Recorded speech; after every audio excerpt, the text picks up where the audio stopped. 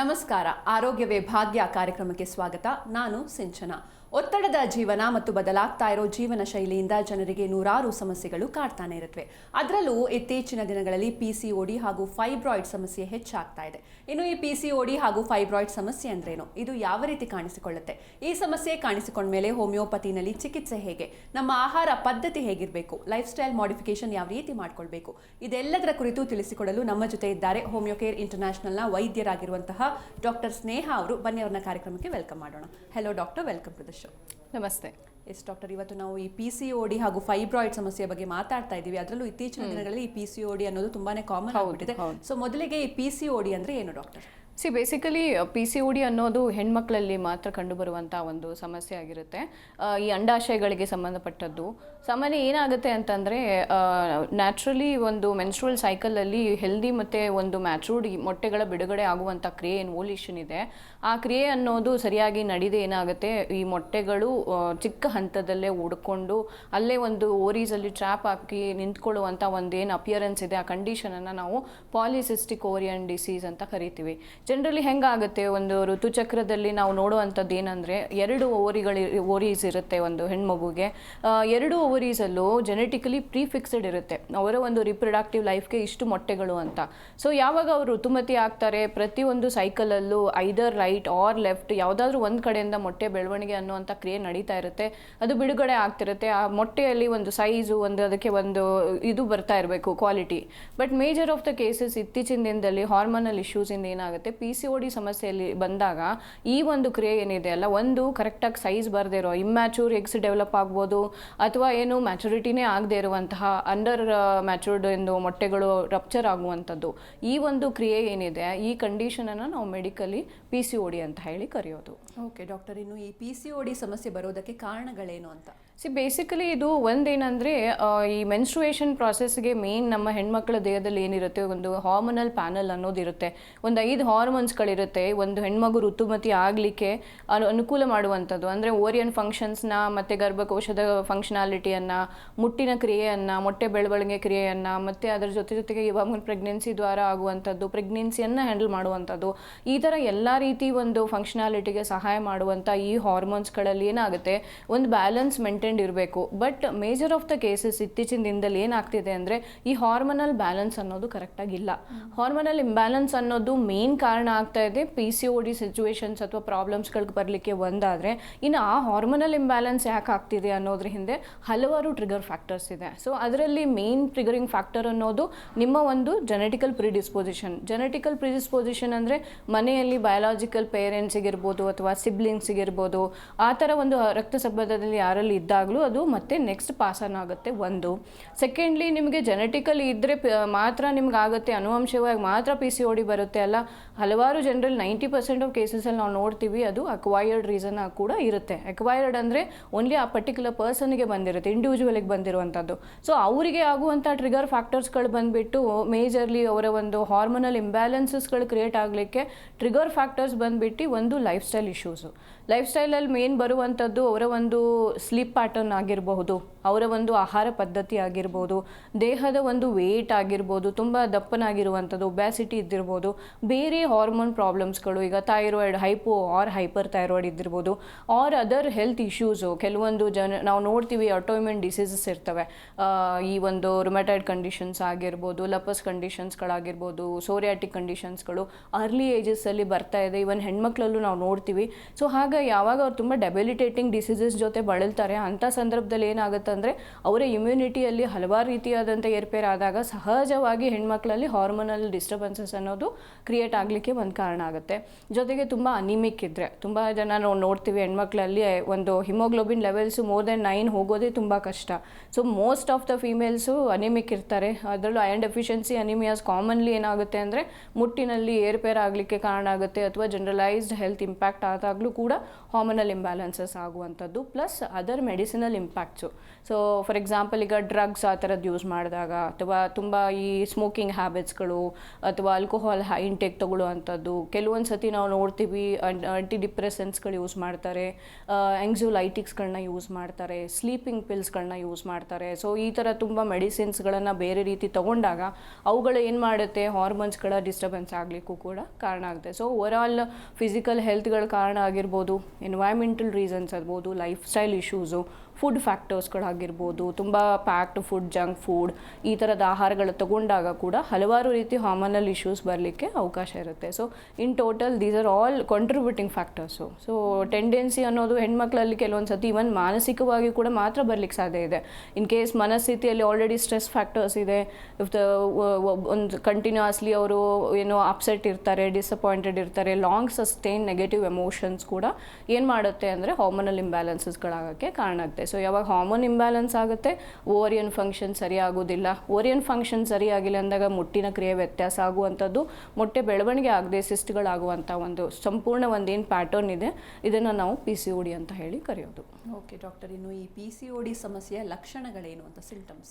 Basically because ಇದು related to ಓರೀಸ್ ಇರುತ್ತೆ, ಅಂಡಾಶಯಗಳಿಗಿರುತ್ತೆ. ಈ ಸಂಪೂರ್ಣ ಒಂದು ಏನು ಪೆಲ್ವಿಕ್ ಆರ್ಗನ್ಸ್ಗಳಿದೆ, ಅವುಗಳ ಮೇನ್ ಕ್ರಿಯೆ ಬಂದ್ಬಿಟ್ಟು ಒಂದು ಮೆನ್ಸ್ಟ್ರುಯೇಷನ್ ಪ್ರಾಸೆಸ್ಸು ಅಥವಾ ovulation process or the fertility aspects.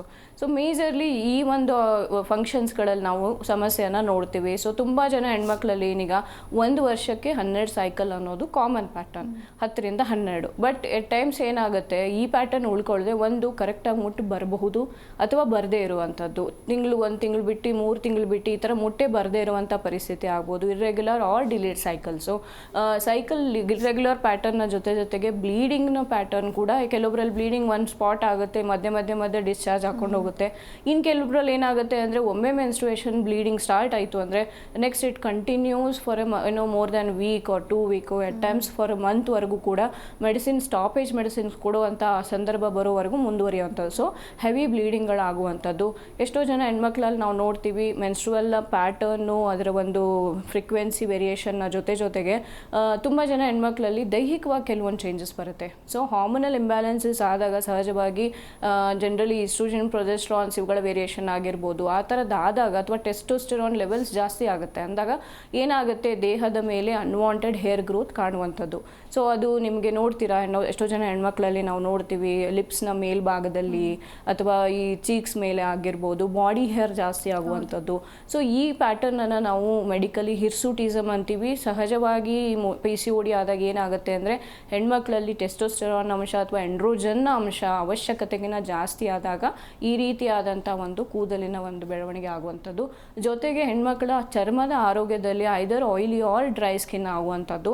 ಹಾಗಾದಾಗ ನಾವು ನೋಡ್ತೀವಿ ಮೊಡವೆಗಳಂಥದ್ದು ತುಂಬ ಕಾಣುವಂಥದ್ದು, ಸ್ಕಿನ್ ಕ್ಲಿಯರ್ ಇಲ್ಲದೆ ಇರುವಂಥದ್ದು, ಕೂದಲು ತುಂಬ ಉದುರುವಂಥದ್ದು, ಕೂದಲಿನ ಒಂದು ಟೆಕ್ಸ್ಚರು ಅವುಗಳ ಒಂದು ಏನಿರುತ್ತೆ ಸಾಫ್ಟ್ನೆಸ್ ಕಳ್ಕೊಳ್ಳುವಂಥದ್ದು. ಸೊ ಈ ಥರದ ಒಂದು ಸಮಸ್ಯೆ ಜೊತೆಗೆ ಓವರಾಲ್ ಏನಾಗುತ್ತೆ ಅಂತಂದರೆ, physical as well as hormonal ಇಶ್ಯೂಸ್ಗಳಾದಾಗ ಡೆಫಿನೆಟ್ಲಿ ಮೋಟಿವೇಟೆಡ್ ಫೀಲ್ ಇರೋದಿಲ್ಲ. Woman will go through an emotional disturbance also. So ಆ ಒಂದು ಕಾರಣಗಳಿರುತ್ತೆ. ಸೊ ಹೀಗಾಗಿ ಲಕ್ಷಣಗಳಂತ ನೋಡಿದಾಗ ಮುಟ್ಟಿನಲ್ಲಿ ಏರ್ಪೇರ್ ಆಗುವಂಥದ್ದು, ಮುಟ್ಟಿನ ಒಂದು ಪ್ಯಾಟರ್ನಲ್ ವೇರಿಯೇಷನ್ ಆಗುವಂಥದ್ದು, ತುಂಬ ಹೆವಿ ಬ್ಲೀಡಿಂಗ್ಸ್ಗಳಾದಾಗ ಇವೆಂಚುವಲಿ ಏನಾಗುತ್ತೆ, ಒಂದು ಅನಿಮಿಯಾ ಅನ್ನುವಂಥ ಸಮಸ್ಯೆ ಕೂಡ ಹೆಣ್ಮಕ್ಳು ಒಳಗಾಗ್ತಾರೆ. ಅನಿಮಿಕ್ ಆದಾಗ ಆಗುವಂಥ ಹಲವಾರು ಸಮಸ್ಯೆಗಳು ಕೂಡ. ವೇಟ್ ಅನ್ನೋದು ಜನರಲಿ PCOD ಆದಾಗ ಜಾಸ್ತಿ ಹಾಕೊಂಡು ಹೋಗ್ತಾ ಇರುತ್ತೆ, ಬಿಕಾಸ್ ಫ್ಯಾಟ್ ಮೆಟಬಾಲಿಸಮ್ ಸರಿಯಾಗಿ ಆಗೋದಿಲ್ಲ. ಹಾಗಾದಾಗ ಏನಾಗುತ್ತೆ, ನಿಮ್ಮ ದೇಹದಲ್ಲಿ ಇನ್ಸುಲಿನ್ನ ರೆಸಿಸ್ಟೆನ್ಸ್ ಡೆವಲಪ್ ಆಗುವಂಥದ್ದು. ಆ ಇನ್ಸುಲಿನ್ ರೆಸಿಸ್ಟೆನ್ಸ್ ಡೆವಲಪ್ ಆದಾಗ ಏನಾಗುತ್ತೆ, ತುಂಬ ಜನ ನಾವು ಹೆಣ್ಮಕ್ಳಲ್ಲಿ PCOD ಇದ್ದವ್ರಲ್ಲಿ ನೋಡ್ತೀವಿ, ಡಯಾಬಿಟಿಕ್ ಮೆಡಿಸಿನ್ಸ್ಗಳನ್ನ ಕೊಡ್ತಾರೆ to maintain their insulin balance. ಅಥವಾ ಅರ್ಲಿ ಏಜಸ್ಸಲ್ಲಿ ಯಾವುದೇ ರೀತಿಯಾದಂಥ pre diabetic or diabetic situation ಅವ್ರು ಹೋಗಬಾರ್ದು ಅನ್ನೋದಕ್ಕೆ. ಸೊ ಹಾಗಾಗಿ ಈ ಒಂದು ಸಮಸ್ಯೆ ಆದಾಗ PCODಯಿಂದ ದಪ್ಪನೂ ಆಗ್ಬೋದು, ದಪ್ಪ ಆದಷ್ಟು PCOD ಸಮಸ್ಯೆ ಅನ್ನೋದು ಜಾಸ್ತಿ ಹಾಕ್ಕೊಂಡು ಹೋಗ್ಬೋದು. ಸೊ ಈ ಥರದ ಪರಿಸ್ಥಿತಿ ನಿರ್ಮಾಣ ಆದಾಗ ಮಕ್ಕಳಿಗೋಸ್ಕರ ಪ್ರಯತ್ನ ಮಾಡೋರಲ್ಲಿ ಮೇಜರ್ಲಿ ಏನಾಗುತ್ತೆ, ಫರ್ಟಿಲಿಟಿಗೆ ಅನುಕೂಲ ಆಗಲ್ಲ, ಹೆಲ್ದಿ ಮೊಟ್ಟೆ ಬರಲ್ಲ, ಕರೆಕ್ಟ್ ಟೈಮ್ ಬಿಡುಗಡೆ ಆಗಲ್ಲ, ಓಲೇಷನ್ ಆ್ಯನ್ಓಲೇಷನ್ ಇಶ್ಯೂಸ್ ಆಗ್ಬೋದು, ಇಂಪ್ರಾಪರ್ಲಿ ಗ್ರೋನ್ ಆಗ್ಬೋದು. ಸೊ ಈ ಥರನಾದಂಥ ಸಮಸ್ಯೆ ಆದಾಗ ಇನ್ಫರ್ಟಿಲಿಟಿ ಸಮಸ್ಯೆ ಅನ್ನೋದು ಕೂಡ ಕಾಮನ್ಲಿ ಕಂಡುಬರುತ್ತೆ.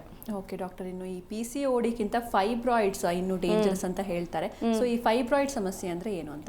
ಬೇಸಿಕಲಿ ಇದು ಕೂಡ ಹೆಣ್ಮಕ್ಳಲ್ಲಿ ಕಾಣುವಂಥದ್ದು, ಗರ್ಭಕೋಶಕ್ಕೆ ಸಂಬಂಧಪಟ್ಟದ್ದು. ಸಾಮಾನ್ಯ ಫೈಬ್ರಾಯ್ಡ್ಸ್ ಅನ್ನೋದು ನಾನ್ ಕ್ಯಾನ್ಸರಸ್ ಅಂತ ಹೇಳ್ತೀವಿ. ಯಾಕಂದರೆ ಗಡ್ಡೆಗಳು ಅಂದಾಗ ಎಲ್ಲರೂ ತಲೆಯಲ್ಲಿ ಬರೋದೇನು could be an cancer, but ಇಲ್ಲ, fibroids clearly they are non cancerous. So ಆ ಥರದ್ದು ಜನರಲಿ ಯೂಟ್ರಸ್ನಲ್ಲಿ ಬರುತ್ತೆ, ಗರ್ಭಕೋಶದಲ್ಲಿರುತ್ತೆ. ಅದು ಲೊಕೇಶನ್ ಬೇರೆ ಬೇರೆ ಇರ್ಬೋದು, ಸೈಜ್ ಬೇರೆ ಬೇರೆ ಇರ್ಬೋದು. ಕೆಲವೊಬ್ಬರಲ್ಲಿ ಅದು ತುಂಬ ಚಿಕ್ಕದಿದ್ದು ಯಾವುದೇ ರೀತಿ ಸಮಸ್ಯೆ ಮಾಡದೇ ಇರ್ಬೋದು. ಇನ್ನು ಕೆಲವೊಬ್ಬರಲ್ಲಿ ಅದು ತುಂಬ ದೊಡ್ಡದಾಗಿ ಇತ್ತು ಅಂತಂದರೆ ಸಮಸ್ಯೆಗಳು ಹಲವಾರು ಬರ್ಬೋದು. ಸೊ ಹಾಗೆ ಈಗ ನಾವು ನೋಡ್ತೀವಿ ಇಂಟ್ರಾಮ್ಯೂರಲ್ ಫೈಬ್ರಾಯ್ಡ್ಸ್ ಅಂದರೆ ಗರ್ಭಕೋಶದ ಒಳಭಾಗದಲ್ಲಿರುವಂಥದ್ದು. ಕೆಲವೊಂದು ಸತಿ ಸಬ್ ಸಿರೋಸಲ್ಲಿರುತ್ತೆ, ವಾಲ್ನಲ್ಲಿ ಇರುವಂಥದ್ದು, ಸಬ್ ಮ್ಯೂಕಸಲ್ಲಿ ಇರುತ್ತೆ, ಔಟ್ಸೈಡ್ ದ ವಾಲ್ ಇರುವಂಥದ್ದು. ಸೊ ಹೀಗಿದ್ದಾಗ ಏನಾಗುತ್ತೆ, ಅದ್ರ ತಕ್ಕನಂಗೆ ಕೆಲವೊಬ್ಬರಲ್ಲಿ ಕೆಲವೊಂದು ಲಕ್ಷಣಗಳು, ಫಾರ್ ಎಕ್ಸಾಂಪಲ್ ಈಗ ಗರ್ಭಕೋಶದ ಒಳಗೆ ಒಂದು ಕಡಿಮೆ ಅಂದರೆ ಒಂದು 5 ಆ ಥರ MMದು ಒಂದು ಗಡ್ಡೆ ಇತ್ತು, ಫೈಬ್ರಾಯ್ಡ್ಸ್ ಇತ್ತು ಅಂದರೆ ಮೆನ್ಸ್ಟ್ರುಯೇಷನ್ ಪ್ರಾಸೆಸ್ಸಲ್ಲಿ ಹೆಣ್ಮಕ್ಳಲ್ಲಿ ನಾವು ನೋಡ್ತೀವಿ ಸ್ವಲ್ಪ ತುಂಬ ನೋವು ಕಾಣುವಂಥದ್ದು. ಕೆಲವೊಂದು ಸತಿ ನೋವು ಕಾಣುತ್ತೆ. ಇನ್ನು ಚಿಕ್ಕ ಚಿಕ್ಕ ಸೀಡ್ಲಿಂಗ್ ಫೈಬ್ರಾಯ್ಡ್ಸ್ ಅಂತ ಹೇಳ್ತೀವಿ, ಆ ಥರ ಚಿಕ್ಕದಿದ್ದಾಗ ಎಷ್ಟೋ ಜನರಲ್ಲಿ ಅದು ನೋಟಿಸು ಆಗೋದಿಲ್ಲ, ಇಟ್ ಗೋಸ್ ಅನ್ನೋಟಿಸ್ಡು. ಬ್ಲೀಡಿಂಗ್ನ ಪ್ಯಾಟರ್ನ್ ವೇರಿಯೇಷನ್ ಆಗುವಂಥದ್ದು, ಪೇಯ್ನ್ ಆಗುವಂಥದ್ದು. ಇನ್ ಕೇಸ್ ಆಲ್ರೆಡಿ ತುಂಬ ದೊಡ್ಡ ಸೈಜ್ನ ಫೈಬ್ರಾಯ್ಡ್ ಇದೆ ಅಂದಾಗ ಪ್ರೆಷರ್ ಕಂಪ್ರೆಷನ್ ಸಿಂಪ್ಟಮ್ಸ್ ಅಂತ ಹೇಳಿ ಸಾಮಾನ್ಯ ಹೆಣ್ಮಕ್ಳಲ್ಲಿ ಏನಾಗುತ್ತೆ ಅಂದರೆ ಯೂರಿನರಿ ಇನ್ಕಾಂಟಿನೆನ್ಸ್ ಅಂತೀವಿ. ಅಂದರೆ ತಿರ್ಗಾ ಬ್ಲ್ಯಾಡರ್ ಮೇಲೆ ಅದು ಒತ್ತು ಅಂಥದ್ರಿಂದಾಗಿ ಏನಾಗುತ್ತೆ ಅಂದರೆ ತಿರ್ಗಾ ಅವ್ರಿಗೆ ಫ್ರಿಕ್ವೆಂಟ್ ಯೂರಿನೇಷನ್ ಏನೇನೋ ಅರ್ಜ್ ಅನಿಸುತ್ತೆ. ತುಂಬ ಜನ ಹೇಳ್ತಾರೆ ಸ್ವಲ್ಪ ನಾನು ನೀರು ಕುಡಿದು ತಿರ್ಗಾ ಹೋಗ್ಬೇಕನ್ಸುತ್ತೆ, ಅಥವಾ ಕಂಟ್ರೋಲೇ ಬರುವುದಿಲ್ಲ, ಡ್ರಿಬ್ಲಿಂಗ್ ಆಗುತ್ತೆ, ಇನ್ಕಾಂಟಿನೆನ್ಸ್ ಆಗುತ್ತೆ. So at times post heavy fibroid conditions ಈ ಥರದ್ದು ಒಂದು ಸಮಸ್ಯೆ ಕಾಣ್ಬೋದು. ಆಬ್ವಿಯಸ್ಲಿ ಅದು ಮಿಡ್ ಏಜಸಲ್ಲಿ ಕಾಣುತ್ತೆ, ಬಟ್ PCOD ಏನಾಗುತ್ತೆ ಅಂತಂದರೆ it could start even in early ages. So ಫೈಬ್ರಾಯ್ಡ್ಸ್ಗಳಲ್ಲಿ ಏನಾಗುತ್ತೆ, ಸಾಮಾನ್ಯವಾಗಿ ನಾವು mid-30s mid-40s ಈ ಸಮಸ್ಯೆ ನೋಡ್ತೀವಿ. ಬಿಫೋರ್ ಮೆನೋಪಾಸ್ ಇರುತ್ತೆ, ಬಿಕಾಸ್ ಈಸ್ಟ್ರೋಜನ್ ಹಾರ್ಮೋನ್ಸ್ ಏನಿದೆ ಮೆನೋಪಾಸ್ಗಿನ ಮುಂಚೆ ಒಂದು ಫೈಬ್ರಾಯ್ಡ್ಸ್ಗಳು ಎಷ್ಟು ಅದಕ್ಕೆ ಅವಕಾಶ ಇದೆ ಅಷ್ಟು ಬೆಳಿಲಿಕ್ಕೆ ಹೆಲ್ಪ್ ಮಾಡುತ್ತೆ. ಸೊ ಮೆನ್ಸ್ಟ್ರುಯೇಟಿಂಗ್ ಫೀಮೇಲ್ಸಲ್ಲಿ ಏನಿದೆ ಫೈಬ್ರಾಯ್ಡ್ಸ್ಗಳ ಬೆಳವಣಿಗೆ ಬರಲಿಕ್ಕೆ ಅವಕಾಶ ಅನ್ನೋದು ಯೂಶ್ವಲಿ ಜಾಸ್ತಿ ಇರುತ್ತೆ. ಓಕೆ ಡಾಕ್ಟರ್, ಇನ್ನು ಈ PCOD ಹಾಗೂ ಫೈಬ್ರಾಯ್ಡ್ ಸಮಸ್ಯೆ ಯಾವ ಏಜ್ ಗ್ರೂಪ್ನವರಲ್ಲಿ ಹೆಚ್ಚಾಗಿ ಕಾಣಿಸ್ಕೊಳ್ಳುತ್ತೆ? ಸೊ ಆ್ಯಸ್ ಐ ಸೆಡ್, ಈಗ ಫೈಬ್ರಾಯ್ಡ್ಸ್ ನಾನು ಹೇಳ್ದಂಗೆ ಸಾಮಾನ್ಯ ನಾವು ನೋಡೋದು ಏನು ರಿಪ್ರೊಡಕ್ಟಿವ್ ಏಜ್ ಅಂತ ಹೇಳ್ತೀವಿ, ಅರೌಂಡ್ 20+ ಇಂದ ಇವನ್ 30+ 40 mid-40ವರೆಗೂ ಕೂಡ ಈ ಟೆಂಡೆನ್ಸಿ ಫೈಬ್ರಾಯ್ಡ್ ಬರಲಿಕ್ಕೆ ಸಹಜವಾಗಿ ಇರುವಂಥದ್ದು. PCOD ಏನಿದೆ ನಾವು ಮುಂಚೆ ಎಲ್ಲ ನೋಡ್ತಾ ಇದ್ವಿ ಅರೌಂಡ್ ಆಫ್ಟರ್ 15 ಆರ್ 16 ಏಜಸ್ ಆ ಥರ, ಟೀನೇಜಿಂದ 20+ ವರೆಗಿನ ನಂತರ ಶುರುವಾಗುವಂಥ ಸಮಸ್ಯೆ ಆಗಿರ್ತಿತ್ತು. ಬಟ್ ಇತ್ತೀಚೆಗೆ ನಾವು ನೋಡ್ತೀವಿ ಮೊದಲನೇ ಮುಟ್ಟು ಆದ ನಂತರ ಮಗು ಮ್ಯಾಚುರಿಟಿ ಆದ ನಂತರ ನೆಕ್ಸ್ಟ್ ಅಪ್ಕಮಿಂಗ್ ಸೈಕಲ್ಸಲ್ಲಿ ಹುಡುಗಿರಿಗೆ ಏನಾಗ್ತಿದೆ ಅಂತಂದರೆ ಬರ್ತಾ ಇಲ್ಲ ಸೈಕಲ್ಸು. ಆವಾಗ ನಾವು ಯಾವಾಗ ರೂಲ್ ಔಟ್ ಮಾಡೋಕ್ಕೆ ಅದನ್ನು ಒಂದು ಸ್ಕ್ಯಾನಿಂಗ್ ಹತ್ರ ಮಾಡಿದಾಗ ಮೋಸ್ಟ್ ಆಫ್ ದ ಕೇಸಸಲ್ಲಿ ತುಂಬ ವಿದಿನ್ 15 ಕೂಡ ನಾವು PCOD ಚೇಂಜಸನ್ನು ನೋಡ್ತಾ ಇದ್ದೀವಿ. ಸೊ ಹಾಗಾಗಿ ಒಂದು PCOD ಸಮಸ್ಯೆ ಅನ್ನೋದು 15+ ಇಂದ ಇವನ್ 30+ ಯಾವುದೇ ಏಜಲ್ಲೂ ಕೂಡ ಅದು ಒಂದೊಂದು ಸತಿ ಟ್ರಾನ್ಸಿಯೆಂಟಾಗಿ ಕಾಣ್ಬೋದು, ಒಂದೊಂದು ಸತಿ ಪರ್ಸಿಸ್ಟೆಂಟ್ ಆಗಿರ್ಬೋದು. ಓಕೆ ಡಾಕ್ಟರ್, ಇನ್ನು ಈ PCOD ಹಾಗೂ PCOSಗೂ ಇರುವಂಥ ಡಿಫ್ರೆನ್ಸ್ ಏನು? Basically it's a minute difference. ಈಗ PCOD ಅನ್ನೋದೇನು ಪಾಲಿಸಿಸ್ಟಿಕ್ ಓವರಿಯನ್ ಡಿಸೀಸ್ ಅಂದರೆ ಓನ್ಲಿ ಅದು ಓವರಿಯನ್ ಲಕ್ಷಣಗಳಿರುತ್ತೆ. ಅಂದರೆ ಮೇಜರ್ಲಿ ಅದು ಜಸ್ಟ್ ರೀಸೆಂಟ್ಲಿ ಡೆವಲಪ್ಡ್ ಸಿಚುವೇಶನ್ನು, ಅಲ್ಲಿ ಏನಿರುವುದಿಲ್ಲ ಅಂತಂದರೆ ತುಂಬ complicated other systemic symptoms add ಆಗಲ್ಲ. ಈಗ ನಾನು ಹೇಳಿದೆ PCOD ಆದಾಗ ಜನರಲ್ ನಾವು ನೋಡ್ತೀವಿ ಮೊಡವೆಗಳು ಬರುತ್ತೆ, ಸ್ಕಿನ್ ಆರೋಗ್ಯ ಕೆಡುತ್ತೆ, ಕೂದಲಿನ ಆರೋಗ್ಯ ಕೆಡುತ್ತೆ, ಅವರ ಒಂದು ದೇಹದಲ್ಲಿ ತುಂಬ ಸ್ಥೂಲಕಾಯ ಆಗುತ್ತೆ. ತುಂಬ ದಿನಗಳಿಂದ ಯಾವಾಗ ಅವರು ಸಸ್ಟೈನೇಬಲಿ PCOD ಜೊತೆ ಬಳಲ್ತಾ ಇರ್ತಾರೆ, ಇವೆಂಚುವಲಿ ಅವ್ರೇನಾಗ್ತಾರೆ set of multiple organal symptoms ಬಂದಾಗ ಅದನ್ನು ನಾವು ಸಿಂಡ್ರೋಮ್ ಅಂತೀವಿ. So that is the minute difference, but in and around it's almost the similar situation. Okay doctor, ಇನ್ನು ಈ ಸಮಸ್ಯೆಗಳಿಂದ ಏನೆಲ್ಲ ಕಾಂಪ್ಲಿಕೇಶನ್ಸ್ ಆಗುತ್ತೆ? Actually major complication in cases like reproductive ಏಜಸಲ್ಲಿದ್ದಾರೆ, ಮಗುಗೋಸ್ಕರ ಪ್ರಯತ್ನ ಮಾಡ್ತಾ ಇದ್ದಾರೆ, ಮೊದಲನೇ ಒಂದು ಪ್ರೆಗ್ನೆನ್ಸಿ ಕೂಡ ಆಗಿಲ್ಲ ಅನ್ನೋವಂಥ ಸಂದರ್ಭದಲ್ಲಿ ನೀವು ಆಲ್ರೆಡಿ PCOD ಆ ಥರದ್ದಿತ್ತು ಸಮಸ್ಯೆ ಅಂದರೆ first thing is like infertility. So infertility ಅನ್ನೋದೇನು, ಜನರಲಿ ನಾವು ಒಂದು ಹೆಲ್ದಿ ಪ್ರೆಗ್ನೆನ್ಸಿ ಬರಲಿಕ್ಕೆ ಬೇಕಾಗೋದೇ ಮೊಟ್ಟೆ. ಸೊ PCODಯಲ್ಲಿ ಏನು ಮೇನ್ ಎಫೆಕ್ಟ್ ಆಗ್ತಿರುತ್ತೆ ಅಂದರೆ ಮೊಟ್ಟೆ ಬೆಳವಣಿಗೆಯ ಕ್ರಿಯೆ. ಒಂದು ಬೆಳೀತಾ ಇರೋದಿಲ್ಲ, ಬೆಳೆದ್ರೂ ಸೈಜ್ ಅಥವಾ ಕ್ವಾಲಿಟಿ ಚೆನ್ನಾಗಿರೋದಿಲ್ಲ. ಸೊ ಹಾಗಿದ್ದಾಗ ಒಂದು ನಿಮಗೆ ಪ್ರೆಗ್ನೆನ್ಸಿ ಬರಲಿಕ್ಕೆ ಡಿಲೇ ಆಗ್ಬೋದು, ಅಡಚಣೆಗಳು ಆಗ್ಬೋದು, ಅಥವಾ ಇನ್ ಕೇಸಸ್ ಅನ್ಹೆಲ್ದಿ ಎಗ್ಗಿಂದ ಆದಂಥ ಪ್ರೆಗ್ನೆನ್ಸಿ ಆದಾಗ ಏನಾಗುತ್ತೆ, ಮಿಸ್ಕ್ಯಾರೇಜಸ್ಗಳಾಗಲಿಕ್ಕೂ ಕೂಡ ಅವಕಾಶ ಇರುತ್ತೆ. So it's a primary and secondary ಎರಡೂ ರೀತಿ ಇನ್ಫರ್ಟಿಲಿಟಿಗೆ ಈ ಒಂದು PCOD ಅನ್ನುವಂಥ ಸಿಚುವೇಶನ್ನು ಕಾಮನ್ಲಿ ಮೇನ್ ಒಂದು ಮೋರ್ ದ್ಯಾನ್ 50 to 60% ಕೇಸಸಲ್ಲಿ ಇನ್ಫರ್ಟಿಲಿಟಿಯಲ್ಲಿ ಮೇನ್ ರೂಲಿಂಗ್ ಫ್ಯಾಕ್ಟ್ರಾಗಿ ಕಂಡು ಬರ್ತದೆ ಒಂದು. ಸೆಕೆಂಡ್ಲಿ ಆ್ಯಸ್ ಐ ಸೆಡ್, ಈಗ PCOD ಆದಾಗ ನಿಮ್ಗೆ ಏನಾಗುತ್ತೆ, ಬಾಡಿ ವೇಟ್ ಒಬ್ಯಾಸಿಟಿ ಅನ್ನೋದು ಸ್ಟಾರ್ಟ್ ಆಗುತ್ತೆ. ಹಾಗಿದ್ದಾಗ ಏನಾಗುತ್ತೆ, ಡೆಫಿನೆಟ್ಲಿ ಓವರ್ ವೇಟಿಂದ ಬರ್ಬೋದಾದ ಸಮಸ್ಯೆಗಳು, because it's a hormonal panel. Hormonal ಇಂಬ್ಯಾಲೆನ್ಸಸ್ಗಳಾದಾಗ ನಿಮ್ಗೆ ಏನಾಗುತ್ತೆ, ಅರ್ಲಿ ಏಜಸ್ಸಲ್ಲೇ ಕೆಲವೊಂದು ಸತಿ PCOD ಇಶ್ಯೂಸ್ಗಳ ಜೊತೆಗೆ ಕೆಲವೊಬ್ಬರಲ್ಲಿ ನಾವು ನೋಡ್ತೀವಿ pre diabetic situation, joint problems, calcium ಡಿಪ್ರೈವೇಷನ್ಸ್ಗಳಾಗುವಂಥದ್ದು, ಆಸ್ಟಿಯೋಪೊರೋಸಿಸ್ಗಳು ಡೆವಲಪ್ ಆಗುವಂಥದ್ದು. ಸೊ ಈ ಥರನಾದಂಥ ಸಮಸ್ಯೆ ಅನ್ನೋದು ಕಂಡುಬರುತ್ತೆ. ಇನ್ನು ಫೈಬ್ರಾಯ್ಡ್ ಆ ಥರದ ಸಮಸ್ಯೆ ಆದಾಗ ಆಬ್ವಿಯಸ್ಲಿ ಅದು ಕೂಡ ರಿಲೇಟೆಡ್ ಟು ಗರ್ಭಕೋಶಕ್ಕೆ ಆದ ಕಾರಣ ಬ್ಲೀಡಿಂಗ್ ಇಶ್ಯೂಸ್ಗಳಾಗ್ಬೋದು, ಹೆವಿ ಬ್ಲೀಡಿಂಗಿಂದ ಬರುವಂಥ ಕಾಂಪ್ಲಿಕೇಶನ್ಸ್ ಆಗ್ಬೋದು. ಇನ್ ಕೇಸಸ್ ಲೈಕ್ ಪ್ರೆಗ್ನೆನ್ಸಿಗಿನ ಮುಂಚೆ ಕಂಡು ಬಂದಾಗ ಮಿಸ್ಕ್ಯಾರೇಜಸ್ಗಳಾಗಲಿಕ್ಕೆ ಮೇನ್ ಕಾಂಪ್ಲಿಕೇಶನ್ ಆಗೋದು ಕಂಡುಬರುತ್ತೆ. ಓಕೆ ಡಾಕ್ಟರ್, ಈ ಬಗ್ಗೆ ಇನ್ನಷ್ಟು ಮಾತಾಡೋಣ. ಏನು ವೀಕ್ಷಕರೇ, ನೀವು ಕೂಡ ಈ ಸಮಸ್ಯೆಯಿಂದ ಬಳಲ್ತಾ ಇದ್ರೆ ಟಿವಿ ಸ್ಕ್ರೀನ್ ಮೇಲೆ ಲಭ್ಯ ಇರುವಂಥ ನಂಬರ್ಸ್ಗೆ ಕರೆ ಮಾಡಿ ಡಾಕ್ಟರ್ ಜೊತೆ ಲೈವ್ನಲ್ಲಿ ಮಾತಾಡಿ. ಇನ್ನು ಈ ಸಮಸ್ಯೆಗಳಿಗೆ ಹೋಮಿಯೋ ಕೇರ್ನಲ್ಲಿ ಯಾವ ರೀತಿಯಾದಂತಹ ಟ್ರೀಟ್ಮೆಂಟ್ ಸಿಗುತ್ತೆ ಅಂತ? ಬೇಸಿಕಲಿ ಈಗ ನಾನು ಹೇಳಿದೆ, ಹೋಮಿಯೋಪತಿ ಔಷಧಿಗಳಲ್ಲಿ ಸಾಮಾನ್ಯ ನಾವು ಹಾರ್ಮೋನನ್ನು ಕೊಡೋದಿಲ್ಲ.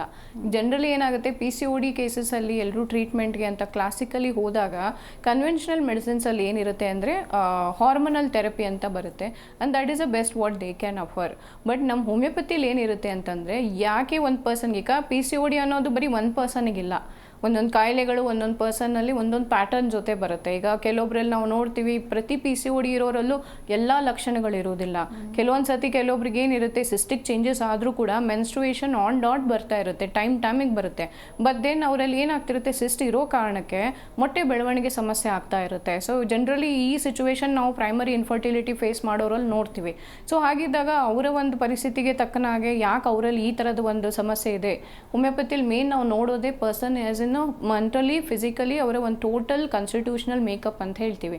ಸೊ ಸಾಮಾನ್ಯ ಅವರ ಟ್ರಿಗರಿಂಗ್ ಫ್ಯಾಕ್ಟರ್ ಏನು, ಕೆಲವೊಬ್ಬರಲ್ಲಿ ನಾವು ನೋಡ್ತೀವಿ ಥೈರಾಯ್ಡ್ನ ನಂತರ PCODಗೆ ಇವೆಂಚುವಲಿ ಡೆವಲಪ್ ಆಗಿರುತ್ತೆ. ಇನ್ನು ಕೆಲವೊಬ್ಬರಲ್ಲಿ ನಾವು ನೋಡ್ತೀವಿ ಏನೋ ಒಂದು ಮನಸ್ಥಿತಿಯ ಸಮಸ್ಯೆಗಳು, ಫಿಸಿಕಲಿ ಒಂದು ಕೆಲವೊಂದು ಸತಿ ಒಬ್ಬರು ತುಂಬ ಒಂದು ಜನರಲಿ ನಾವು ನೋಡ್ತೀವಿ ಗರ್ಲ್ಸ್ ಯಾವಾಗ ಒಂದು ಎಜುಕೇಷನ್ ಮುಗಿಸಿ ಒಂದು ಪ್ರೊಫೆಷ್ನಲ್ ಕಾಲೇಜಸ್ಗೆ ಹೋದಾಗ ಅಥವಾ ಒಂದು ಪ್ರೊಫೆಷ್ನಲ್ ಕರಿಯರ್ ಇದನ್ನು ಮುಗಿಸ್ಬಿಟ್ಟು ವರ್ಕ್ಗೆ ಜಾಯ್ನ್ ಆದಾಗ ಟ್ರಾನ್ಸಿಷನ್ ಆಫ್ ಲೈಫ್ ಯಾವಾಗ ಆಗ್ತಿರುತ್ತೆ, ಅಲ್ಲಿ ಬರುವಂತಹ ಒಂದು ಸ್ಟ್ರೆಸ್ಸನ್ನು ಯಾವಾಗ ಅವ್ರು ಹ್ಯಾಂಡಲ್ ಮಾಡ್ತಾರೆ, ಆ ಸಂದರ್ಭದಲ್ಲಿ ಕೆಲವೊಂದು ಹೆಣ್ಮಕ್ಳಲ್ಲಿ ಏನಾಗುತ್ತೆ, ಒಂದು ಹಾರ್ಮೋನಲ್ ಇಂಬ್ಯಾಲೆನ್ಸಸ್ಗಳು, PCOD ಸಮಸ್ಯೆಗಳು ಸ್ಟಾರ್ಟ್ ಆಗುತ್ತೆ. ಇನ್ನು ಕೆಲವೊಂದು ಜನರಲ್ಲಿ ನಾವು ನೋಡ್ತೀವಿ, ಅವರ ಒಂದು ಲೈಫ್ ಸ್ಟೈಲಲ್ಲಿ ಈಗ ನೈಟ್ ಶಿಫ್ಟ್ ಕೆಲಸ ಮಾಡಲೇಬೇಕಾದ ಪರಿಸ್ಥಿತಿ ಇರುತ್ತೆ. ಸೊ ಯಾವಾಗ ಅವರು ಒಂದು ಕಂಟಿನ್ಯೂಸ್ಲಿ ಒಂದು 3-4 months ಆರ್ 6 months ಕಂಟಿನ್ಯೂಸ್ಲಿ ಅವರ ಫಿಸಿಯೋಲಾಜಿಕಲ್ ಸ್ಲೀಪ್ ಪ್ಯಾಟರ್ನ್ ಅಥವಾ ಸರ್ಕ್ಯಾಡಿಯನ್ ರಿದಮ್ ಯಾವಾಗ ವೇರಿಯೇಟ್ ಆಗುತ್ತೆ, ಇವೆಂಚುವಲಿ ಏನಾಗುತ್ತೆ, ಹಾರ್ಮೋನಲ್ ಇಂಬ್ಯಾಲೆನ್ಸಸ್ಗಳು ಸೆಟ್ ಇನ್ ಆಗುತ್ತೆ. ಸೊ ಹೀಗೆ ಪ್ರತಿ ಕೇಸ್ನಲ್ಲಿ ಏನಾಗುತ್ತೆ, ಟ್ರಿಗರ್ ಫ್ಯಾಕ್ಟರ್ಸ್ ಬೇರೆ ಇದೆ, ಬ್ಯಾಕ್ಗ್ರೌಂಡ್ ರೀಸನ್ಸ್ ಬೇರೆ ಇದೆ. ಈ ಥರ ಆದಾಗ ಪ್ರತಿ ಕೇಸ್ಗೆ ಅನುಗುಣವಾಗಿ ನಮ್ಮಲ್ಲಿ ಏನಿರುತ್ತೆ, ಔಷಧಿಯನ್ನು ನಾವು ಪ್ಲ್ಯಾನ್ ಮಾಡ್ತೀವಿ ಒಂದು. ಸೆಕೆಂಡ್ಲಿ, ಔಷಧಿಯಿಂದ ಅವರಿಗೆ ಯಾವುದೇ ರೀತಿಯಾದಂತಹ ಒಂದು ಸೈಡ್ ಇಫೆಕ್ಟ್ಸ್ಗಳು ಇರೋದಿಲ್ಲ. ಬಿಕಾಸ್ ಹಾರ್ಮೋನಲ್ ಥೆರಪಿಯಲ್ಲಿ ಹೋದಾಗ ಅಸೋಸಿಯೇಟೆಡ್ ಸೈಡ್ ಇಫೆಕ್ಟ್ಸ್ ಬಂದೇ ಬರುತ್ತೆ. ಒಂದು ವೇಟ್ ವೇರಿಯೇಷನ್ ಅದರಿಂದನೂ ಆಗುತ್ತೆ, ಮೂಡ್ ಫ್ಲಕ್ಚುಯೇಷನ್ ಅದರಿಂದನೂ ಆಗುತ್ತೆ. ಆಲ್ರೆಡಿ ಹಾರ್ಮೋನಲ್ ಪ್ರಾಬ್ಲಮ್ಸ್ ಇದ್ದು ಅದರಿಂದ ಅವ್ರು ಬಳಲ್ತಿರ್ತಾರೆ, ಅದ್ರ ಜೊತೆಗೆ ಮೆಡಿಸಿನ್ ತೊಗೊಂಡಾಗ ಅದರಿಂದನೂ ಅಡಿಷನ್ ಬರುತ್ತೆ. ಗ್ಯಾಸ್ಟ್ರಿಕ್ ಇಶ್ಯೂಸ್ಗಳು ಕಾಣುವಂಥದ್ದು, ಎಪೆಟೈಟ್ ವೇರಿಯೇಟ್ ಆಗುವಂಥದ್ದು, ಆ ಸಮಸ್ಯೆಗಳನ್ನು ತುಂಬ ಬಳಲ್ತಾರೆ. ಬಟ್ ಹೋಮಿಯೋಪತಿ ಔಷಧಿಯಲ್ಲಿ ತೊಗೊಂಡಾಗ ಆ ಥರದ ಸೈಡ್ ಇಶ್ಯೂಸು, ಅಡ್ಡ ಪರಿಣಾಮಗಳಾಗಲಿ ದುಷ್ಪರಿಣಾಮಗಳಾಗಲಿ ಎರಡೂ ರೀತಿ ಸಮಸ್ಯೆ ಬರೋದಿಲ್ಲ. ಆ್ಯಂಡ್ ಮೇನ್ ಥಿಂಗ್ ಏನಂದರೆ, ಈ PCODಯಲ್ಲಿ ನಾವು ಟ್ರೀಟ್ ಮಾಡೋದು ಕಾರಣನ, ಸಿಸ್ಟ್ನ ಮಾತ್ರ ಅಲ್ಲ. ಸೊ ಹಾರ್ಮೋನಲ್ ಇಂಬ್ಯಾಲೆನ್ಸಸ್ ಕರೆಕ್ಟ್ ಮಾಡಲಿಕ್ಕೆ ಈ ಔಷಧಿಗಳು ಸಹಾಯ ಮಾಡುತ್ತೆ. ಸೊ ಹಾಗಾಗಿ ಇದು ಲಾಂಗ್ ಲಾಸ್ಟಿಂಗ್ ರಿಲೀಫ್ ಇರುತ್ತೆ. ಒಮ್ಮೆ ಕರೆಕ್ಷನ್ಸ್ ಆದಾಗ it remains for their life time, ಅದು ಒಂದು. ಸೆಕೆಂಡ್, ಇನ್ನು ಫೈಬ್ರಾಯ್ಡ್ ಕೇಸಸಲ್ಲಿ ಸರ್ಟನ್ ಸೈಜ್ವರೆಗೂ ಕಾಂಪ್ಲಿಕೇಶನ್ ತಡೆಗಟ್ಟಲಿಕ್ಕೆ, ಬ್ಲೀಡಿಂಗ್ ಈಗ 30s ಇರ್ತಾರೆ, ಫೈಬ್ರಾಯ್ಡ್ಸ್ ಇದೆ, ಹೆವಿ ಬ್ಲೀಡಿಂಗ್ ಆಗಿ ಸಫರ್ ಆಗ್ತಿರ್ತಾರೆ. ಅವರಿಗೆ ಒಂದು ಆಪ್ಷನ್ ಜನರಲಿ ಎಲ್ಲರೂ ಕೊಡೋದೇನು, ಇನ್ ಕೇಸ್ ಒಂದು ಮಗು ಅಥವಾ ಆಗಿಬಿಟ್ಟಿದೆ ಅಂತಂದರೆ ಯೂಟ್ರೈನ್ ರಿಮೂವಲ್ ಅಥವಾ ನೀವು ಫೈಬ್ರಾಯ್ಡ್ ರಿಮೂವಲ್ಗೆ ಹೋಗಿಬಿಡಿ ಅಂತ ಹೇಳ್ತಾರೆ. ಬಟ್ ಆ ಥರದ್ದು ಎಷ್ಟೋ ಲೈವ್ ಕೇಸಸಲ್ಲಿ ನೋಡ್ತೀವಿ, ಅದರಿಂದ ಬೇಸರಗೊಂಡು ಅದನ್ನು ಯೂಟ್ರಸ್ ರಿಮೂವಲ್ಲು ಏನೋ ಮಾಡಿಕೊಂಡವರು ಬೇಗನೆ ಮೆನೋಪಾಸಲ್ ಸಿಚುವೇಶನ್ ಬಳಲಿದಾಗ ಫಿಸಿಕಲಿ ಹಲವಾರು ಪ್ರಾಬ್ಲಮ್ಸ್ ಬರುತ್ತೆ, ಮೆಂಟಲಿ ಹಲವಾರು ರೀತಿ ಸಮಸ್ಯೆಗೆ ಒಳಗಾಗ್ತಾ ಮಾಡ್ತಾರೆ. ಸೊ ಅಂಥ ಒಂದು ಸಮಸ್ಯೆಯನ್ನು ಒಳಗಾಗ್ದಂಗೆ ಅರ್ಲಿ ಏಜಸಲ್ಲಿ ಈ ಥರ ಪ್ರಾಬ್ಲಮ್ಸ್ ಇದ್ದಾಗ ಫೈಬ್ರಾಯ್ಡ್ ಸೈಜ್ ಕಡಿಮೆ ಆಗಲಿಕ್ಕೆ, ಅದರಿಂದ ಬರ್ಬೋದಾದಂಥ ಬ್ಲೀಡಿಂಗ್ ಸಮಸ್ಯೆಗಳು, ಇರೆಗ್ಯುಲರ್ ಮೆನ್ಸ್ಟ್ರುವಲ್ ಇಶ್ಯೂಸು, ಅಥವಾ ನಿಮಗೆ ಫರ್ಟಿಲಿಟಿಗೆ ಆಗ್ತಿರುವಂಥ ಸಮಸ್ಯೆಗಳು, ಇದನ್ನು ಬ್ಯಾಲೆನ್ಸ್ ಮಾಡಲಿಕ್ಕೂ ಕೂಡ ಈ ಔಷಧಿಗಳು ಇವೆಂಚುವಲಿ ಎರಡೂ ಕೇಸಸಲ್ಲೂ ಸಹಾಯ ಮಾಡುತ್ತೆ. ಓಕೆ ಡಾಕ್ಟರ್, ಇನ್ನು ಈ PCOD ಸಮಸ್ಯೆಯಿಂದ ಬಳಲ್ತಾ ಇರೋ ಹೆಣ್ಮಕ್ಳು ಮಕ್ಕಳು ಆಗೋದೇ ಇಲ್ಲ ಅಂತ ಅನ್ಕೊಂಡ್ಬಿಟ್ಟಿರ್ತಾರೆ, ಇದರಿಂದ ಡಿಪ್ರೆಷನ್ಗೂ ಕೂಡ ಹೋಗಿರ್ತಾರೆ, ಅಂಥವರಿಗೆ ಏನು ಸಜೆಷನ್ ಕೊಡ್ತೀರಾ? ಡೆಫಿನೆಟ್ಲಿ ನೀವು ಹೋಮಿಯೋಪತಿ ಔಷಧಿಯಲ್ಲಿ ಬಂದಾಗ PCOD ಯಾಕೆ ಬಂದಿದೆ ಅನ್ನೋದನ್ನು ಟ್ರೀಟ್ ಮಾಡ್ತೀವಿ. ಆದ ಕಾರಣ ಅದನ್ನೇ ಸರಿ ಮಾಡಿದಾಗ ನಿಮಗೆ ನ್ಯಾಚುರಲಿನೇ ಮೇನ್ ಆಗುತ್ತೆ, ಮೊಟ್ಟೆ ಬೆಳವಣಿಗೆ ಕ್ರಿಯೆ ಸ್ಟಾರ್ಟ್ ಆಗುತ್ತೆ. ಯಾವಾಗ ನಿಮ್ಗೆ ಮೊಟ್ಟೆ ನ್ಯಾಚುರಲಿ ಹೆಲ್ದಿಯಾಗಿ ಬರೋಕ್ಕೆ ಶುರುವಾಗುತ್ತೆ, ಆವಾಗ ನೀವು ಏನು ಫರ್ಟಿಲಿಟಿಗೋಸ್ಕರ ಅಂತ ಒಂದು ಎಗ್ ಡೆವಲಪ್ಮೆಂಟ್ಗೆ ಟ್ರೀಟ್ಮೆಂಟ್ ತೊಗೊತೀರಾ, ಓವ್ಯುಲೇಷನ್ ಇಂಡಕ್ಷನ್ ತೊಗೊತೀರಾ, ಅದೇ ಮೇಲೆ ನೀವು ಇನ್ಸೆಮಿನೇಷನ್ ಮಾಡಿಸ್ಕೊತೀರೋ ಅಥವಾ ಇನ್ವಿಟ್ರೋ ಫರ್ಟಿಲೈಸೇಷನ್ಗೆ ಟ್ರೈ ಮಾಡ್ತೀರಾ, ಆ ಥರ ಪರಿಸ್ಥಿತಿ, ಆ ಥರ ಸಪ್ರೇಟ್ ಮೆಡಿಸಿನ್ಸ್ಗೆ ಹೋಗೋ ಅವಶ್ಯಕತೆ ಬರೋದಿಲ್ಲ. ಸೊ ಇವೆಂಚುವಲಿ ಎಲ್ಲ PCOD ಇರೋರು ಪ್ರೆಗ್ನೆನ್ಸಿ ಆಗೋದೇ ಇಲ್ಲ ಅನ್ನೋದು ತುಂಬ ತಪ್ಪು ಒಂದು ಅದು ಕಲ್ಪನೆ. ಕರೆಕ್ಟಾಗಿ ನಿಮ್ಮ PCOD ನೀವು ಟ್ರೀಟ್ ಮಾಡಿಸ್ಕೊಂಡಾಗ ಡೆಫಿನೆಟ್ಲಿ ಹೆಲ್ದಿ ಪ್ರೆಗ್ನೆನ್ಸಿ ಆಗೇ ಆಗುತ್ತೆ, ಹೆಲ್ದಿ ಮಗು ಕೂಡ ಹುಟ್ಟಲಿಕ್ಕೂ ಎಲ್ಲ ರೀತಿಯ ಅವಕಾಶ ಇದ್ದೇ ಇರುತ್ತೆ. ಎಸ್ ಡಾಕ್ಟರ್, ಇನ್ನು ಈ ಸಮಸ್ಯೆಗಳಿಂದ ಬಳಲ್ತಾ ಇರೋರು ಯಾವ ರೀತಿಯಾದಂತಹ ಆಹಾರ ಪದ್ಧತಿಯನ್ನು ಫಾಲೋ ಮಾಡಬೇಕು? This is very important because generally ನಾವು ನೋಡ್ತೀವಿ ಫುಲ್ ಬ್ಲೋನ್ ಕೇಸಸ್ ಆದಾಗಲೇ ಎಲ್ಲರೂ ಏನು ಮಾಡ್ತಾರೆ, ಮೆಡಿಸಿನ್ಸ್ಗೆ ಹೋಗ್ತಾರೆ. ತುಂಬ ಜನ even to go to the scan, ಒಂದು ಅಲ್ಟ್ರಾಸೌಂಡ್ ತೊಗೊಳಕ್ಕೂ ಕೂಡ ತುಂಬ ಹೆಣ್ಮಕ್ಳು ತುಂಬ ಹೆಂಜರಿತಾರೆ. ಆಮೇಲೆ ಎಷ್ಟೋ ಸಮಯದಲ್ಲಿ ಏನಾಗುತ್ತೆ, ಅದನ್ನು ಅವರು it could be a spiritual reason ಅಂತ ಹೇಳಿ ಕೆಲವೊಂದು ಫಾಲೋ ಮಾಡ್ತಾರೆ. ಮನೆಯವರು ಕೂಡ ಆ ಥರ ಅದನ್ನು ಪ್ರಮೋಟ್ ಮಾಡಲ್ಲ, ಮಾರಲಿ ಸಪೋರ್ಟ್ ಮಾಡೋದಿಲ್ಲ. ಬಟ್ ಆ ಥರ ಆದಾಗ ಏನಾಗುತ್ತೆ, ನಿಮಗೆ ಆಲ್ರೆಡಿ PCOD ಇದ್ದಾಗ ವೇಟ್ ಹೆವಿ ಆಗಿ ಬಂದಿರುತ್ತೆ, ನಿಮ್ಮ ಹಾರ್ಮೋನ್ ಇಂಬ್ಯಾಲೆನ್ಸಸ್ ಆಲ್ರೆಡಿ ತುಂಬ ಹೆಚ್ಚು ಕಮ್ಮಿ ಆಗಿರುತ್ತೆ, ಸಿಸ್ಟಿಕ್ ಡೆವಲಪ್ಮೆಂಟ್ಸ್ಗಳಾಗಿ ಸೆಕೆಂಡ್ರಿ ಪ್ರಾಬ್ಲಮ್ಸ್ಗಳು ಸ್ಟಾರ್ಟ್ ಆಗಿರುತ್ತೆ. ಹಾಗಿದ್ದಾಗ ಮೆಡಿಸಿನ್ನ ಜೊತೆಗೆ ಮೇನ್ ಬೇಕಾಗೋದೇ ಒಂದು 5% ಫಾಲೋಯಿಂಗ್ ಥಿಂಗ್ಸ್. ಅಂದರೆ ಒಂದು ಹೆಲ್ದಿ ಫುಡ್ ಹ್ಯಾಬಿಟ್ಸು, ಈ ಜಂಕು ಅಥವಾ ಮೈದಾ ಹಿಟ್ಟು, ತುಂಬ ಶುಗರಿ ಫುಡ್ಡು, ತುಂಬ ಆಡ್ ಟೈಮ್ಸಲ್ಲಿ ಊಟ ಮಾಡುವಂಥದ್ದು, ಲೇಟ್ ನೈಟ್ಸ್ಗಳೆಲ್ಲ ಎದ್ದಿರುವಂಥದ್ದು, ಈ ಥರದ್ದು ಮಾಡೋಂಗಿಲ್ಲ. ಆಹಾರ ಪದ್ಧತಿಯಲ್ಲಿ ಆದಷ್ಟು ಸಾತ್ವಿಕವಾದ ಆಹಾರ, ಹಣ್ಣು ಹಂಪಲುಗಳಾಗಿರ್ಬೋದು, ವೆಜಿಟೇಬಲ್ಸ್ಗಳಾಗಿರ್ಬೋದು, ಸೀಡ್ಸ್ಗಳಾಗಿರ್ಬೋದು, ನಟ್ಸ್ಗಳಾಗಿರ್ಬೋದು, ಇವುಗಳನ್ನು ತಗೊಂಡು ನಿಮ್ಮ ವೇಟ್ ಇರೋದೇನಿದೆ ಮತ್ತು ಹೆಚ್ಚಾಗ್ದಂಗೆ ಇರೋ ವೇಟು ಕಡಿಮೆ ಆಗ್ಲಿಕ್ಕೆ ಅನುಕೂಲ ಆಗುವಂತಹ ಆಹಾರ ತಗೊಳ್ಳೋದು. ಆಹಾರದ ಜೊತೆಗೆ ಬೇಕಾಗುವಂಥದ್ದು main hydration. Most of the people don't drink water. So drinking water ಏನಾಗುತ್ತೆ, ಲಾಟ್ ಆಫ್ ಫ್ಯಾಟ್ ಬರ್ನಿಂಗ್ ಪ್ರಾಸೆಸ್ಗೆ ಹೆಲ್ಪ್ ಆಗುತ್ತೆ, ಟಾಕ್ಸಿನ್ಸ್ನ ರಿಮೂವ್ ಮಾಡುತ್ತೆ. ಸೊ ಹಾಗಾಗಿ ಒಳ್ಳೆಯ ಒಂದು ವಾಟರ್ ಇಂಟೇಕ್ ನಿಮ್ಮ ದೈಹಿಕ ಅವಶ್ಯಕತೆ ಪ್ರಕಾರ ತಗೊಳ್ಬೇಕಾಗುತ್ತೆ. ಅದನ್ನು ಜೊತೆಗೆ ವಾಕಿಂಗ್ ಅನ್ನೋದು ತುಂಬ important. Physical exercises to burn the unwanted fat ಅಥವಾ ಕ್ಯಾಲರೀಸು. ಅದರ ಜೊತೆಗೆ ಮನಸ್ಸಿಗೆ ಆಲ್ರೆಡಿ ಸಮಸ್ಯೆಗಳಿಂದ ಬಳಲ್ತಾ ಇರೋರು, ಎಂಗ್ಸೈಟಿ ಇರ್ಬೋದು, ಡಿಪ್ರೆಸಿವ್ ಇಶ್ಯೂಸ್ ಆಗಿರ್ಬೋದು, ಸ್ಟ್ರೆಸ್ ಇಂಪ್ಯಾಕ್ಟ್ಸ್ಗಳಾಗಿರ್ಬೋದು, ಲಾಂಗ್ ಅವರ್ಸ್ ಆಫ್ ವರ್ಕ್ ಮಾಡೋರಾಗಿರ್ಬೋದು, ಡಿಸ್ಟ್ರೆಸ್ಸಿಂಗ್ ಆ್ಯಕ್ಟಿವಿಟೀಸ್ಗಳಾದಂಥ ಬ್ರೀದಿಂಗ್ ಎಕ್ಸಸೈಸ್ ಆಗಿರ್ಬೋದು, ಪ್ರಾಣಾಯಾಮ ಆಗಿರ್ಬೋದು, ಸಿಂಪಲ್ ಅರ್ಲಿ ಮಾರ್ನಿಂಗ್ ಜಾಗ್ಸ್ಗಳಾಗ್ಬೋದು, ಈ ಥರವನ್ನು ಕೆಲವೊಂದು ಪ್ರಾಕ್ಟೀಸ್ ಮಾಡೋದ್ರಿಂದ ಔಷಧಿ ಮಾಡೋ ಕೆಲಸಕ್ಕೆ ಸ್ವಲ್ಪ ಮಟ್ಟಿಗೆ ಏನಾಗುತ್ತೆ, ಸಪೋರ್ಟಿವ್ ರೋಲನ್ನು ಪ್ಲೇ ಮಾಡ್ಬೋದು. ಓಕೆ ಡಾಕ್ಟರ್, ಇನ್ನು ಈ ಸಮಸ್ಯೆಗಳಿಗೆ ಯಾವೆಲ್ಲ ಟೆಸ್ಟ್ಗಳನ್ನ ಮಾಡಿಸ್ಬೇಕಾಗುತ್ತೆ? ಬೇಸಿಕಲಿ ಇದು ಬಿಕಾಸ್ ಸ್ಟ್ರಕ್ಚರಲ್ ಕೂಡ ಕಂಡೀಷನ್ಸ್ಗಳು ಸಮಸ್ಯೆ ಮಾಡುತ್ತೆ, ಫಂಕ್ಷನಲಿನೂ ಎರಡೂ ರೀತಿ ಇದರಲ್ಲಿ ಸಮಸ್ಯೆಗಳಿರುತ್ತೆ. ಆದ ಕಾರಣ ಸ್ಕ್ಯಾನಿಂಗ್, ಅಲ್ಟ್ರಾಸೌಂಡ್, ಪೆಲ್ವಿಸ್ ಸ್ಕ್ಯಾನ್ ಅನ್ನೋದು ಎರಡು ಫೈಬ್ರಾಯ್ಡ್ ಕೇಸಸಲ್ಲೂ ಆಗ್ಬೋದು, PCOD ಕೇಸಸಲ್ಲಾಗಲೂ ನೋಡ್ಲಿಕ್ಕೆ ಬೇಕಾಗುತ್ತೆ. ಅದರಲ್ಲಿ ನಾವು ಓರಿಯನ್ ಸೈಜು, ಫೈಬ್ರಾಯ್ಡ್ನ ಸೈಜು ಎಲ್ಲನೂ ನೋಡ್ಲಿಕ್ಕೆ ಅನುಕೂಲ ಆಗುತ್ತೆ. ಹಾರ್ಮೋನಲ್ ಪ್ಯಾನಲ್ಸ್ಗಳ ಬ್ಲಡ್ ಟೆಸ್ಟ್ಗಳು ಬೇಕಾಗುತ್ತೆ. ಇದು ಬೇಸಿಕ್ ಪ್ರೈಮ್ ನೀಡೆಡ್ ಟೆಸ್ಟ್ ಆಗುತ್ತೆ. ಅದನ್ನ ಜೊತೆಗೆ ಕೆಲವೊಂದು ಸಿಸ್ಟಮಿಕ್ ಕಂಡೀಷನ್ಸ್ಗಳಲ್ಲಿ ಇನ್ವಾಲ್ವ್ ಆದವರಲ್ಲಿ ಬೇಸ್ಡ್ ಆನ್ ಇಂಡಿವಿಜುವಲ್ ಕೇಸಸ್ಸು ಏನು ಟ್ರೀಟಿಂಗ್ ಡಾಕ್ಟರ್ ಮತ್ತು ಬೇರೆ ಕೆಲವೊಂದು ಟೆಸ್ಟ್ಗಳನ್ನ ಕೂಡ ಸಜೆಸ್ಟ್ ಮಾಡ್ಬೋದು. ಓಕೆ ಡಾಕ್ಟರ್, ಇನ್ನು ಈ ಸಮಸ್ಯೆಗಳನ್ನು ಕಂಪ್ಲೀಟ್ ಆಗಿ ಕ್ಯೂರ್ ಮಾಡಬಹುದಾ, ಹೇಗೆ? ಖಂಡಿತ ಮಾಡ್ಬೋದು ಹೋಮಿಯೋಪತಿ ಔಷಧಿ ದ್ವಾರ. ಬಿಕಾಸ್ ನಾವು ಮಾಡ್ತಾ ಇದ್ದೀವಿ, ವರ್ಷಗಳಿಂದ ನಾವು ಮಾಡ್ಕೊಂಡು ಬಂದಿದ್ದೀವಿ.